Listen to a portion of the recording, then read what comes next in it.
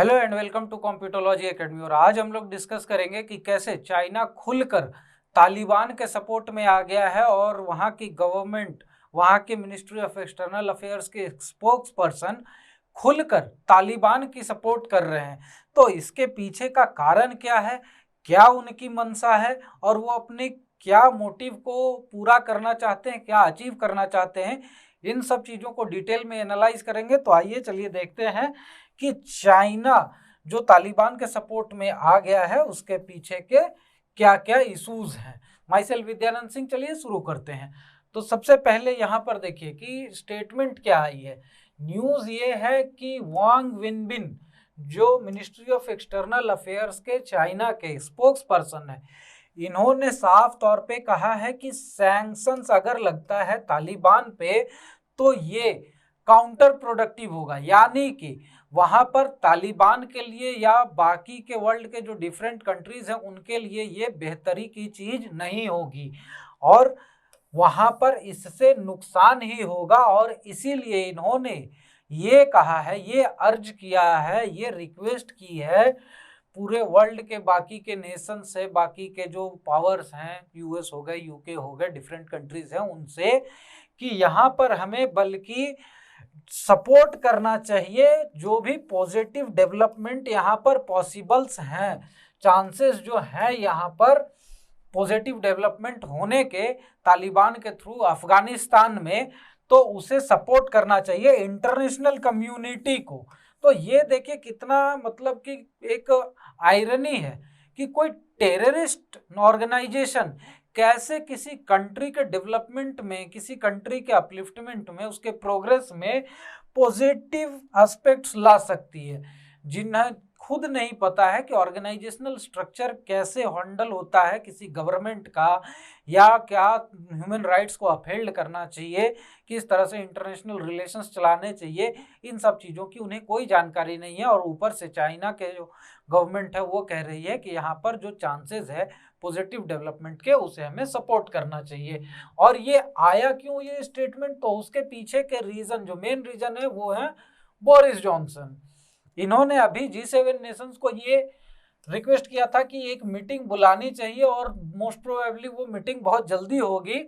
और यही चीज न्यूज में निकल कर आई थी कि यहाँ पर G7 की मीटिंग होने वाली है और उस मीटिंग में यहाँ पर ये पॉसिबिलिटी है कि न्यू सैंक्शंस लगाने पर कंसीडरेशन किया जाएगा। और कंसीडरेशन क्या किया जाएगा, ऑब्वियस सी बात है कि तालिबान की गवर्नमेंट अगर अफगानिस्तान में बनती है तो उन पे सैंक्शंस लगेंगे ही लगेंगे, क्योंकि जो भी डेवलप्ड कंट्रीज है, जो भी डेमोक्रेटिक कंट्रीज हैं, वो लोग टेररिस्ट ऑर्गेनाइजेशन को कभी भी एक्सेप्टेबिलिटी नहीं देना चाहेंगे।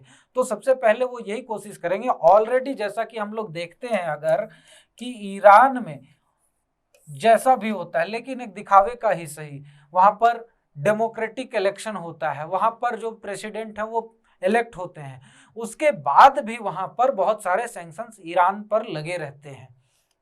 ऐसा ही हमने देखा है चाइना के केस में, वहां पर बहुत सारे राइट्स वियोलेशन के कारण चाइना पे सैंक्शंस लग रहे हैं, कितनी सारी कंपनीज को सैंक्शन कर दिया गया, उनके साथ ट्रेड पे सैंक्शंस लगा दिए गए हैं। तो एक ऑल टुगेदर टेररिस्ट ऑर्गेनाइजेशन पे सैंक्शन नहीं लगा ये लोग, ये पॉसिबिलिटी है ही नहीं। तो इसी के कारण यहाँ पर चाइना ये कोशिश कर रहा है, ये स्टेटमेंट दे रहा है कि इन पे सैंक्शंस नहीं लगने चाहिए और उसके पीछे चाइना की अपनी मोटिव है। तो चाइना इनको सपोर्ट क्यों कर रहा है, चाइना को तालिबान को सपोर्ट करने की जरूरत क्यों पड़ी? जैसा कि हम लोग न्यूज में देख रहे हैं कि चाइना और रसिया, इन दोनों के एम्बेसीज अभी भी काबुल में फंक्शनल हैं। इसके अलावा बाकी के जितने भी कंट्रीज थे उन्होंने अपनी एम्बेसीज वहां पर बंद कर दी, अपने ऑफिशियल्स को, अपने डिप्लोमेट्स को वहां से इवैक्यूएट कर लिया है और जो बचे खुचे हैं उन्हें भी इवैक्यूएट करने में लगे हुए हैं। 31 अगस्त तक का डेडलाइन है इनके पास और यहाँ पर ये लोग ये प्रयास में हैं कि 31 अगस्त तक हर हालत में अपनी एम्बेसीज, अपने सिटीजन्स को, सबको, स्टाफ मेंबर को, या फिर इवन जो अफगानिस्तान के सपोर्टिंग स्टाफ थे जिनको की डर है तालिबान से, उन्हें भी ये लोग अपलिफ्ट कर रहे हैं, उन्हें भी ये लोग वहां से इवैक्यूएट कर रहे हैं। तो यहाँ पर चाइना जो है वो अपनी एम्बेसी बंद कर रही है, रसिया ने भी एम्बेसी नहीं बंद की है, ऊपर से तालिबान के सपोर्ट में खुलकर बोल रही है। जैसा कि हम लोगों ने थंबनेल में देखा कि ऑलरेडी वहाँ के फॉरेन मिनिस्टर से तालिबान के लोग बातचीत में भी हैं, मीटिंग्स भी हो रही, मीटिंग का दौर चल रहा है। तो उसके पीछे का एक मेजर रीजन है कि चाइना अफगानिस्तान के साथ बॉर्डर शेयर करता है। अगर यहाँ पर हम लोग देखें कि ये जो इंडिया का पार्ट है पीओके जो है, और यहाँ पर ये ट्राई जंक्शन है, यहाँ पर चाइना का बॉर्डर लगता है अफगानिस्तान के साथ, जिनजियांग प्रोविंस का। तो इस तरफ भी मुस्लिम्स है, उस तरफ भी मुस्लिम्स है। अगर यहाँ पर तालिबान के साथ कोर्डियल रिलेशंस नहीं रखती है चाइना, तो हो सकता है कि इनका अनरेस्ट जिनजियांग प्रोविंस में भी, वहाँ के उगिर मुस्लिम्स में भी फैल जाए और तालिबानी उन्हें सपोर्ट करना चालू कर दें। तो एक तो ये इनका अपना इंटरनल इशू, इंटरनल सिक्योरिटी का इशू है, सबसे बड़ा इशू है, क्योंकि जिनजियांग प्रोविंस में ऑलरेडी इतनी एट्रोसिटीज चल रही है कि थोड़ी सी सपोर्ट मिले, अगर वहाँ के उगिर मुस्लिम्स को थोड़ा सा एक्सटर्नल हेल्पिंग हैंड मिले तालिबान की तरफ से, तो वहाँ पर एक बहुत बड़ा अनरेस्ट फैल सकता है। उसके बाद है सीपेक प्रोजेक्ट। ये जो हम लोग रेड कलर से ये देख रहे हैं, ये यहाँ पर काराकोरम हाईवे जो ग्वादर पोर्ट तक जाता है जिनजियांग प्रोविंस से, ये सीपेक प्रोजेक्ट है, चाइना पाकिस्तानी इकोनॉमिक कॉरिडोर। और चाइना चाहती है कि यहीं ग्वादर पोर्ट से या फिर काराकोरम के पास से जो हाईवे चल रही है, वहां से डिफरेंट लिंक्स के थ्रू अफगानिस्तान को जोड़ा जाए और अपनी इकोनॉमिक एक्टिविटी वहां पर बढ़ाई जाए। प्लस अफगानिस्तान में बहुत सारे नेचुरल रिसोर्सेज हैं, मिनरल रिसोर्सेज हैं। ये चाइना की एक पॉलिसी हो सकती है कि चाइना वहाँ से अपने इंडस्ट्रीज को फीड करने के लिए, रॉ मटेरियल निकालने के लिए, मिनरल रिसोर्सेज को वहाँ पर एक्सट्रैक्ट करने के लिए भी अपनी इकोनॉमिक एक्टिविटी वहाँ पर बढ़ाए, अपने लिंक्स बढ़ाए, और उसके लिए तालिबान के साथ इसे कोर्डियल रिलेशंस रखना बहुत जरूरी है। सेकेंड थिंग यहाँ पर क्या है, BRI, belt and road initiative. तो जैसा कि हम लोग यहाँ पर मैप में देख पा रहे हैं कि इनका जो बाय रोड का जो बेल्ट एंड रोड इनिशिएटिव है, ये पूरा मिडिल ईस्ट से ही पार होता है, ईरान वगैरह को होता हुआ।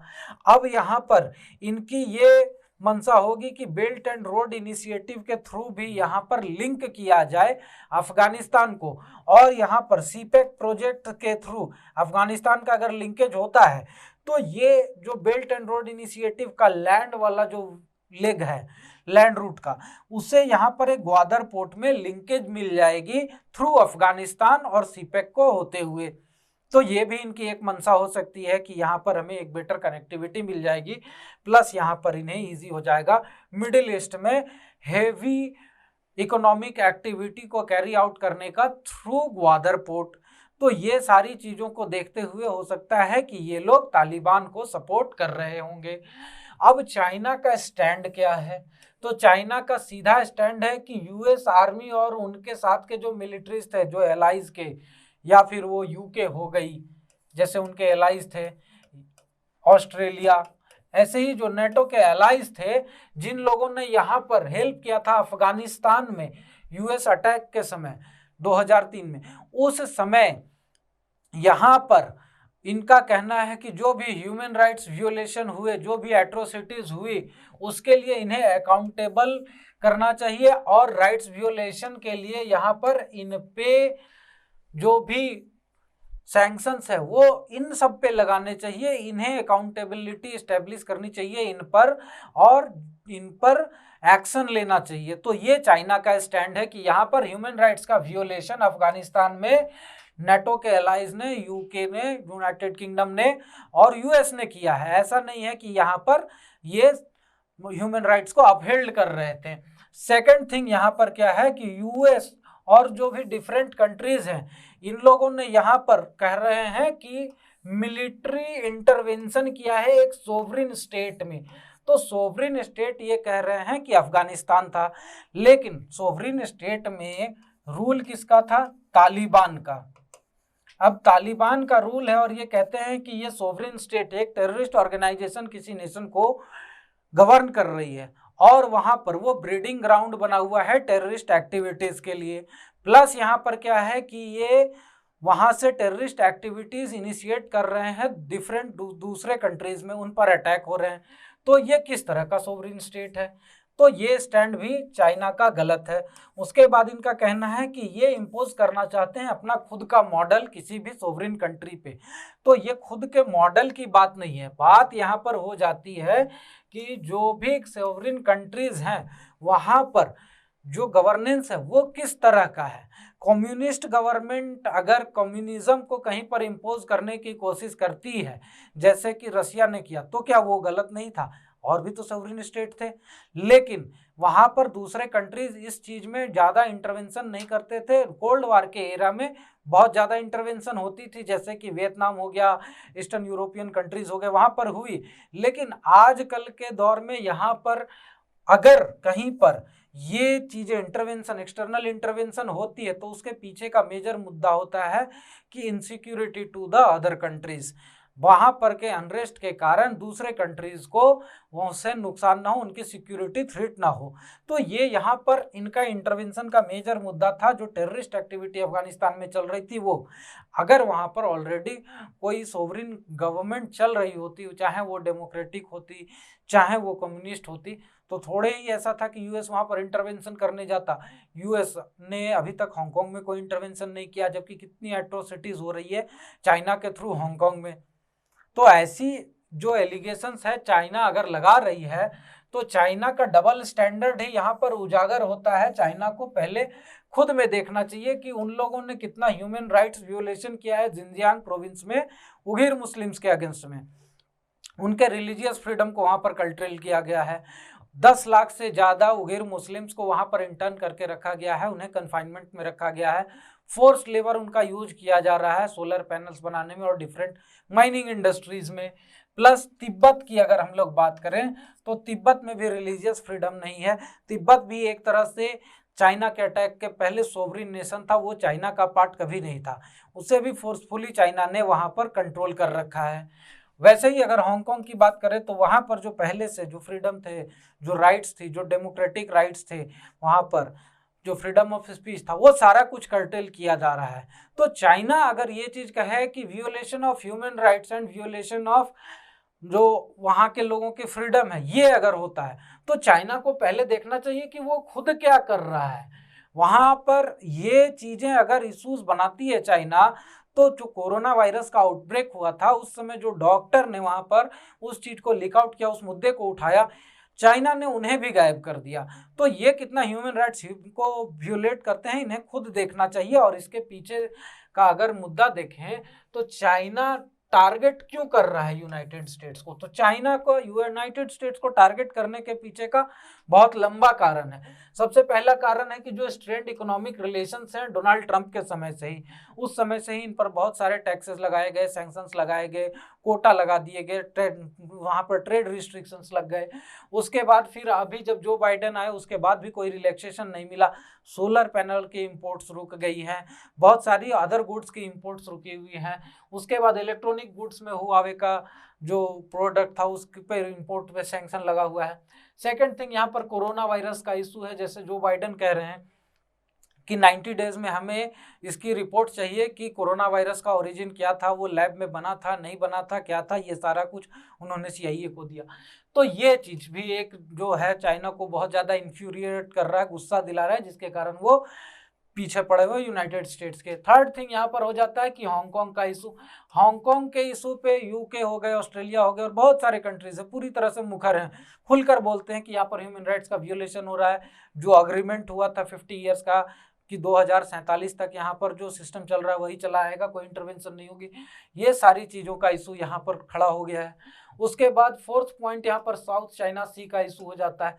साउथ चाइना सी में हम लोग देख रहे हैं टाइम एंड अगेन कि वहाँ पर भी चाइना की बात को कोई नहीं सुन रहा है। यूएस के वेसल वहाँ पर परमानेंटली प्रेजेंट रहते हैं, यूके का वार फ्लीट वहाँ पर पहुँच गया है, जर्मनी की फ्लीट वहाँ पर पहुँच रही है, ऑस्ट्रेलिया उनके सपोर्ट में आ चुका है। तो ये सारी चीज़ें प्लस अभी जो यहाँ पर कमला हैरिस ने स्टेटमेंट दिया अपनी विजिट में कि we will uphold the freedom of movement in South China Sea, और साउथ चाइना सी के स्टेटस को कोई बदल नहीं सकता है, ये भी चाइना के अगेंस्ट में गया और इससे भी चाइना बहुत ज़्यादा गुस्से में है। तो इन सब मुद्दों को लेकर ही चाइना यूएस को यहाँ पर टारगेट कर रहा है, क्योंकि पूरा जो चाइना के अगेंस्ट का बैंड वैगन है उसे लीड यूएस ही कर रहा है। तो ये सबसे बड़ा इशू है चाइना के लिए, और इसी के कारण अभी मौका मिला है एक पॉइंट पर चाइना को कि तालिबान के मुद्दे पर और अफगानिस्तान के मुद्दे पर यूएस को घेरा जाए, और वही काम चाइना कर रही है यहाँ पर। जबकि यहाँ पर होना ये चाहिए कि टेररिज्म इज टेररिज्म, यहाँ पर कोई गुड टेररिज्म नहीं है, कोई बैड टेररिज्म नहीं है। तो ये स्टैंड रखना जरूरी है। बाकी अब देखते हैं कि इसमें आगे क्या होता है। हमारे सोशल मीडिया चैनल्स पर हमें फॉलो करें, हमारे वेबसाइट पर डिफरेंट कोर्सेज चल रहे हैं, उन्हें भी आप ज्वाइन करें। हमारे चैनल को सब्सक्राइब कर लें और बेल आइकन भी दबा दें, ताकि जब भी हम नई वीडियोस डालें तो उसकी इन्फॉर्मेशन आप तक पहुंचती रहे। Thank you very much and have a nice day.